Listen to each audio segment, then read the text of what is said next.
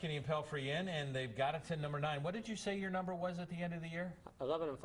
I'm still holding to it. I thought you didn't say that. No, I thought 9 was enough. In this division, I thought 9 was enough. And 9 may still be enough. But yeah. they're going to have to figure something out. And the way things were going today, crazy day in the NFL. I want to start with the craziest that was going into this game with the referee's decision. We've been talking about officiating throughout the year. Can you explain to me why they reversed the decision and called this a touchdown for Ben Jarvis Green Ellis? I can't, because the ruling on the field was down at the spot. Whatever video evidence he saw, I'm guessing he thought that possibly the guy whiffed when he made the tackle, and maybe he did, but I didn't see it enough. But that's not irrefutable evidence. No, I agree with you. I'm the most puzzled by that, because at the time I'm thinking, I thought he should have kicked the field goal for starters. I'll be quite frank. I thought go up 2 scores. It looked like it was going to be a defensive game. Silly me, because it was not a defensive game. It wasn't anywhere across the NFL. 2-score lead would be huge here. Yeah. And then they didn't make it. I thought, well, that's going to really bite you. And then all of a sudden you get the reverse. How in the world did that just happen? I don't know. Are you as shocked as we were? I was. I thought obviously they were going to turn it over and go the other direction with it. But yeah, I don't know how they. It's one thing if they would have called it and then tried to reverse it, would have been tough. But since they called it a non-touchdown, I thought they. Here's the question, because they had to go to the booth review for that. Would Marvin have thrown the flag on that? I don't think so. It's always a good question. I don't think he did. Marvin said in his post-game press conference, I wasn't surprised by it at all. He wasn't touched. Okay. All right.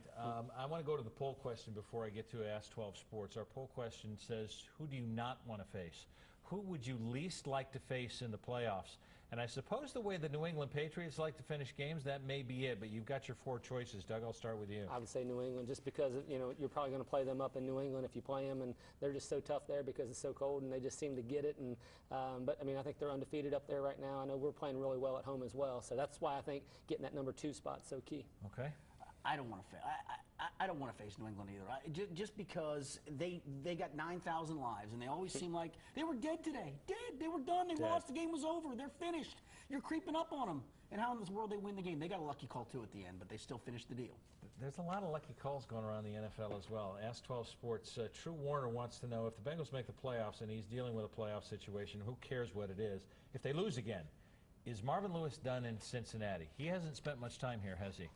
I don't think Marvin would be done if they didn't make the playoffs, to be honest with you. It is a fair question to ask, because he's one of 3 coaches all time to have coached over 150 games for one team in the NFL and not win a playoff game. One of 3 coaches all time to ever do that. So he's in some really weird rarefied select company. But no, if they get to the playoffs again, you have to think that they continue to build something, and eventually you need to break through. But I couldn't slam the door on this right now. Okay, but this is the end, and I think we know the answer to this, Doug. I want to kind of take it a little bit further.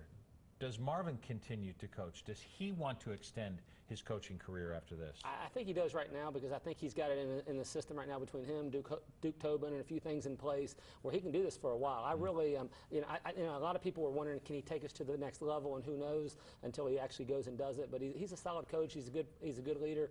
He's taking his shots. I'm sure you get tired of taking the shots, but what does he do next? I mean, where does he go? And I think he's got some. I think though he's got. If he doesn't get to if he doesn't win in the playoffs, he's got some unfinished business too in his mind. Right. I think he wants to do so. I don't think he'd want to go out that way. Okay, it's Pittsburgh next week, and this game does not get flexed out. It goes to the night game.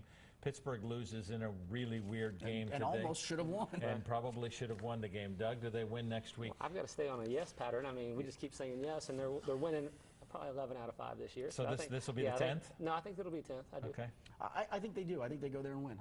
They're playing. I mean, last week was a defensive win. This week was an offensive win. They can find different ways to win games, and now they're going to find another one on the road. These guys are pretty right on this year. They're probably right on one more time.